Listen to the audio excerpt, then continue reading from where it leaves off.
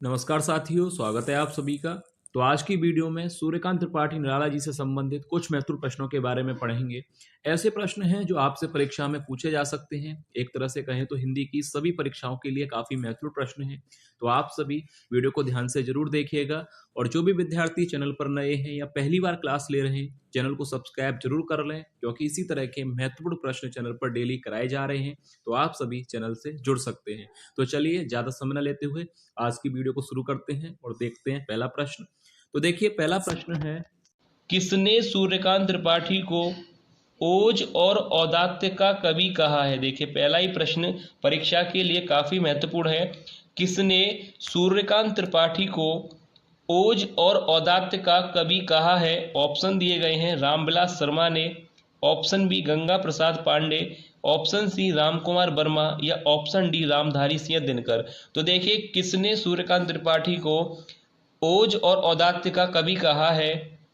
याद रखिएगा, इस प्रश्न का राइट आंसर हो जाएगा ऑप्शन ए, यानी रामविलास शर्मा।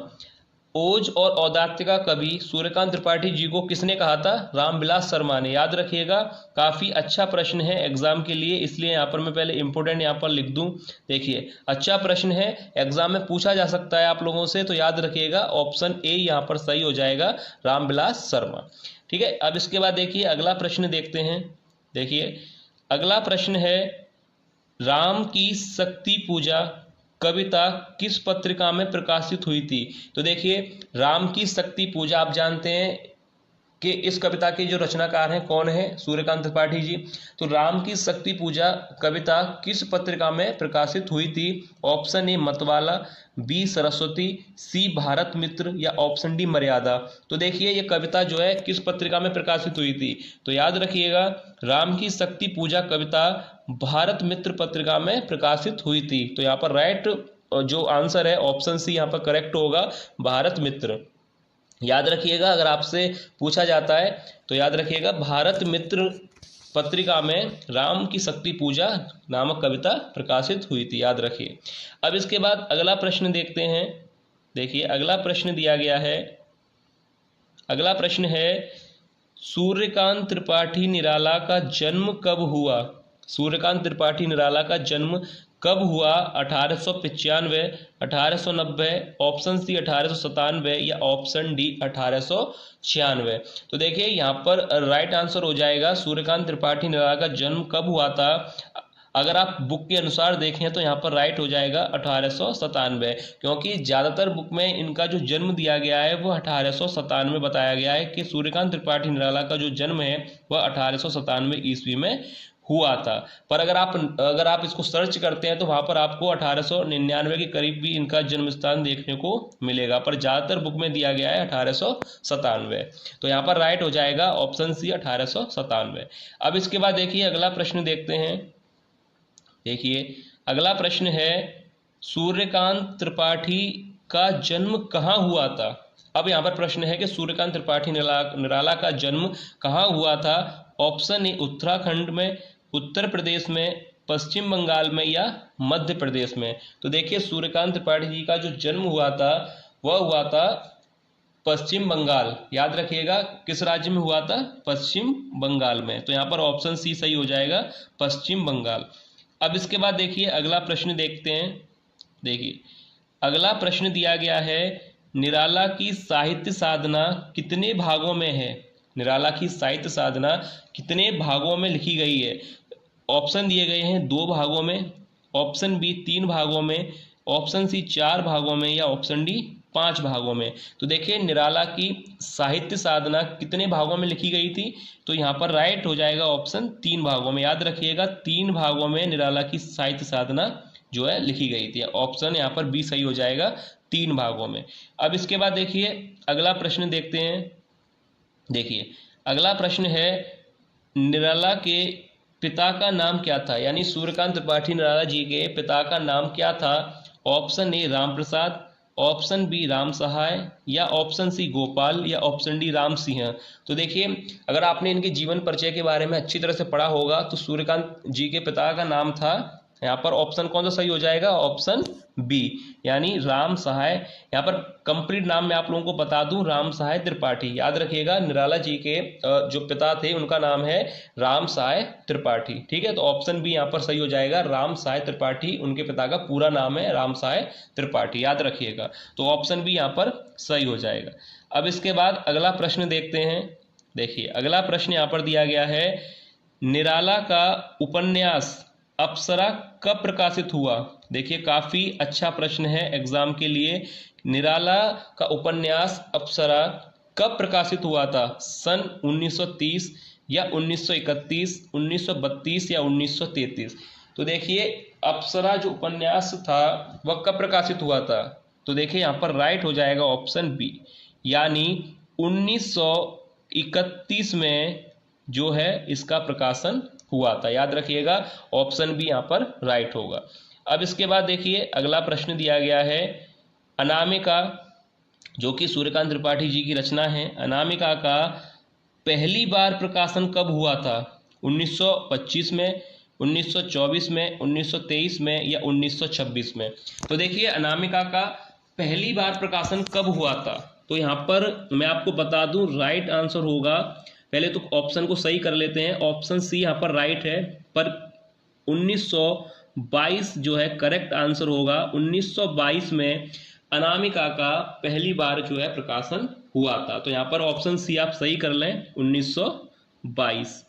1922 यहाँ पर करेक्ट आंसर होगा, याद रखिएगा। अब इसके बाद देखिए अगला प्रश्न देखते हैं। देखिए अगला प्रश्न यहाँ पर दिया गया है, अनामिका का दूसरी बार प्रकाशन कब हुआ था। तो देखिए पहली बार हुआ था 1922 में, उसके बाद अनामिका का फिर से प्रकाशन हुआ था, जबकि पहली वाली से इसका कोई जो आपको अगर आप देखते हैं तो इसमें पहली वाली से कोई जो है संबंध नहीं है। अनामिका जो दूसरी प्रकाशित हुई थी वह एक अलग है, जिसका प्रकाशन हुआ था सन 1938 में। याद रखिएगा 1938 यहाँ पर सही हो जाएगा, सन 1938 में इसका प्रकाशन हुआ था। तो याद रखिएगा ये तीन ऑप्शन राइट नहीं है, ऑप्शन सी यहाँ पर सही है, 1938। अब इसके बाद देखिए अगला प्रश्न दिया गया है। देखिए अगला प्रश्न है जो कि काफी ज्यादा महत्वपूर्ण प्रश्न है, सूर्यकांत जी से संबंधित अगर प्रश्न बनते हैं तो उसमें ये पंक्ति भी अगर आपसे पूछी जा सकती है। पंक्ति पूछी गई है, तुझे बुलाता कृषक अधीर, हे जीवन के पारावार। तो देखिए ये जो पंक्ति है, उपयुक्त पंक्ति किस काव्य से ली गई है। प्रश्न कितना महत्वपूर्ण प्रश्न है, तुझे बुलाता कृषक अधीर, हे जीवन के पारावार। तो ये जो पंक्ति है वह किस काव्य से ली गई है। ऑप्शन दिए गए हैं, राम की शक्ति पूजा, या बादल राग, सरोज स्मृति, या ऑप्शन डी मतलब कोई नहीं। तो देखिए ये जो पंक्ति है वह किससे ली गई है, ऑप्शन सही हो जाएगा बी, बादल राग से। याद रखिएगा ऑप्शन बी सही है, बादल राग। अगर ये पंक्ति आती है तो इसका राइट आंसर रखिएगा, ये पंक्ति है बादल राग से संबंधित। अब इसके बाद देखिए अगला प्रश्न यहाँ पर दिया गया है। अगला प्रश्न है, सरोज स्मृति काव्य का रचना काल है। सरोज स्मृति काव्य का रचना काल है, ऑप्शन देखिए, पहला ऑप्शन है 1930 या 1933 या 1938 या 1935। तो देखिए अगर सरोज स्मृति से संबंधित प्रश्न बनता है कि इसका जो रचना काल है, तो याद रखिएगा ऑप्शन डी यहाँ पर सही हो जाएगा, 1935। याद रखिएगा सरोज स्मृति से संबंधित अगर रचना काल के बारे में पूछा जाए तो 1935 जो है बिल्कुल करेक्ट आंसर है। याद रखिए 1935। काफी महत्वपूर्ण प्रश्न लिए गए हैं आज की वीडियो में, तो आप लोग देखिएगा, क्योंकि जो आप लोगों को प्रश्न कराए जा रहे हैं वो काफी ज्यादा जो है महत्वपूर्ण होते हैं, जो किसी ना किसी परीक्षा में भी पूछे गए होते हैं। तो इसलिए आप लोग वीडियो को जरूर देखा कीजिए, क्योंकि कोई प्रश्न आपसे गलत नहीं होना चाहिए। अगर ये प्रश्न एग्जाम में आते हैं तो आप लोगों से गलत नहीं होने चाहिए। अब इसके बाद देखिए आगे यहाँ पर प्रश्न दिया गया है। देखिए फिर यहाँ पर एक पंक्ति दी गई है और पूछा गया है कि किस कविता से है। देखिए पंक्ति पढ़ते हैं, माँ की कुल शिक्षा मैंने दी, पुष्प सेज तेरी स्वयं रची।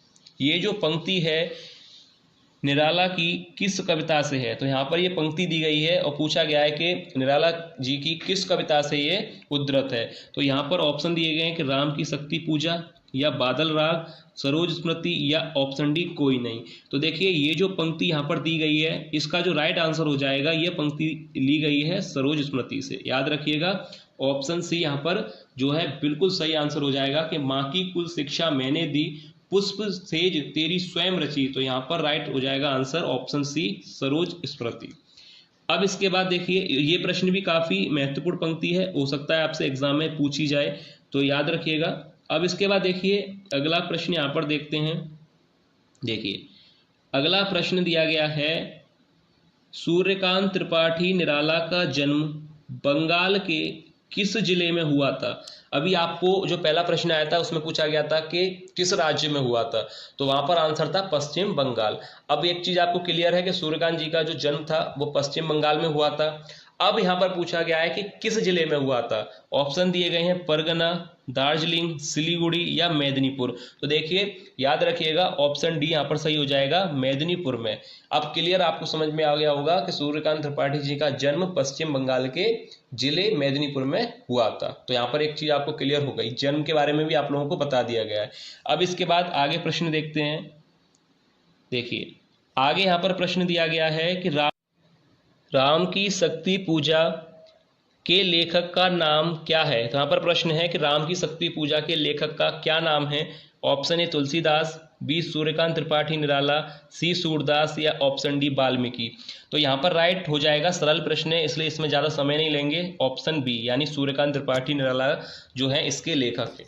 अब इसके बाद देखिए अगला प्रश्न देखते हैं। देखिए अगला प्रश्न है, जूही की कली के लेखक का क्या नाम है। तुलसीदास, सूर्यकांत त्रिपाठी निराला, सूरदास या वाल्मीकि। तो देखिए जूही की कली ये भी सूर्यकांत त्रिपाठी निराला की रचना है। तो याद रखिएगा यहाँ पर दोनों प्रश्न आपको अच्छी तरह से समझ में आ गए होंगे। जूही की कली और राम की शक्ति पूजा दोनों ही सूर्यकांत त्रिपाठी निराला से यानी इनकी ये रचना है। अब इसके बाद देखिए अगला प्रश्न यहाँ पर दिया गया है। फिर प्रश्न पूछा गया है कि परिमल के लेखक का क्या नाम है। रामधारी सिंह दिनकर, सूर्यकांत त्रिपाठी निराला, या रामचंद्र शुक्ल, या मोहन राकेश। तो देखिए परिमल लेखक का नाम है ऑप्शन बी यहाँ सही हो जाएगा, सूर्यकांत त्रिपाठी निराला। अब इसके बाद देखिए अगला प्रश्न यहाँ पर दिया गया है। जो सरल प्रश्न होते हैं उसमें हम ज़्यादा समय नहीं लेते। अब देखिए ये प्रश्न यहाँ पर दिया गया है, निराला का प्रथम काव्य संग्रह है। देखिए काफी महत्वपूर्ण प्रश्न है। निराला का प्रथम काव्य संग्रह है। Option A Parimal, B Saroj Smriti, C Anamika, या ऑप्शन डी गीतिका। तो देखिए निराला जी का जो प्रथम काव्य संग्रह था क्या नाम था उसका, ऑप्शन सी यहाँ पर राइट हो जाएगा, अनामिका। याद रखिएगा अनामिका जो है निराला जी का प्रथम काव्य संग्रह है। काफ़ी अच्छा प्रश्न है, एग्जाम में आ सकता है, चांसेस हैं काफ़ी, क्योंकि ऐसे प्रश्न ही चुने जाते हैं जो काफ़ी ज़्यादा महत्वपूर्ण होते हैं। तो ये प्रश्न निराला जी का प्रथम काव्य संग्रह कौन सा है, तो सी यहाँ पर सही हो जाएगा, अनामिका। अब इसके बाद देखिए अगला प्रश्न यहाँ पर दिया गया है। प्रश्न पूछा गया है कि निराला का कौन सा काव्य हिंदी का प्रथम शोक गीत है। देखिए ये भी प्रश्न काफी महत्वपूर्ण प्रश्न है कि प्रथम शोक गीत निराला जी का कौन सा काव्य है हिंदी का प्रथम शोक गीत। तो ऑप्शन दिए गए परिमल है, सरोज स्मृति है, अनामिका है, या तोड़ती पत्थर है। तो देखिए यहाँ पर राइट आंसर हो जाएगा ऑप्शन बी, सरोज स्मृति, यानी शोक गीत है सरोज स्मृति। देखिए ये भी प्रश्न जो है काफी अच्छा प्रश्न है एग्जाम के लिए। यहाँ पर पूछा गया था कि निराला जी का कौन सा काव्य हिंदी का प्रथम शोक गीत है, तो राइट आंसर हो जाएगा ऑप्शन बी, सरोज स्मृति। अब देखिए इसके बाद अगला प्रश्न देखते हैं। अगर वीडियो आप लोगों को पसंद आए तो लाइक जरूर कीजिए और चैनल को सब्सक्राइब जरूर कर लीजिएगा। अब देखिए यहाँ पर प्रश्न दिया गया है, गीतिका काव्य का प्रकाशन कब हुआ था। गीतिका काव्य का प्रकाशन कब हुआ था। ऑप्शन ए 1928, बी 1936, सी 31, या डी ऑप्शन दे रखा है 1932। तो देखिए गीतिका काव्य का प्रकाशन कब हुआ था। ऑप्शन सही हो जाएगा बी, यानी 1936 में गीतिका काव्य का प्रकाशन हुआ था। याद रखिएगा। अब इसके बाद देखिए अगला प्रश्न देखते हैं जो कि आज की वीडियो का लास्ट प्रश्न है, इसलिए हमने टॉप 20 महत्वपूर्ण प्रश्नों को लिया था जो कि सूर्यकांत जी से संबंधित थे। ये 20 प्रश्न आप लोग जरूर देखिएगा, एंड तक देखिए। तो यहाँ पर लास्ट प्रश्न है आज की वीडियो का, और यहाँ पर देखिए प्रश्न है, तुलसीदास काव्य का प्रकाशन कब हुआ था? 1928 में, 1938 में, 1931 में या 1932 में? 4 यहाँ पर विकल्प दिए गए हैं, तो यहाँ पर सही विकल्प हो जाएगा ऑप्शन बी, 1938 में तुलसीदास काव्य का प्रकाशन हुआ था। याद रखिएगा, गीतिका काव्य का 1936 में और तुलसीदास काव्य का 1938 में। ठीक है, आप लोग अच्छी तरह से याद रखिएगा। तो ये था आज की वीडियो का लास्ट प्रश्न। उम्मीद करता हूं कि आप लोगों को आज की वीडियो, आज के प्रश्न पसंद आए होंगे। अगर वीडियो आप लोगों को अच्छी लगी है तो लाइक जरूर कीजिएगा और चैनल को सब्सक्राइब करने के साथ साथ वीडियो को अपने हिंदी के ग्रुप्स में शेयर जरूर कीजिएगा, ताकि और भी विद्यार्थियों पर ये वीडियो पहुंच सके और उन्हें भी अपनी तैयारी करने में मदद मिल सके। तो चलिए मिलते हैं नेक्स्ट वीडियो में ऐसे ही किसी और कवि और लेखक से संबंधित महत्वपूर्ण प्रश्नों के साथ। तब तक आप लोग अपनी तैयारी अच्छी तरह से करते रहिए।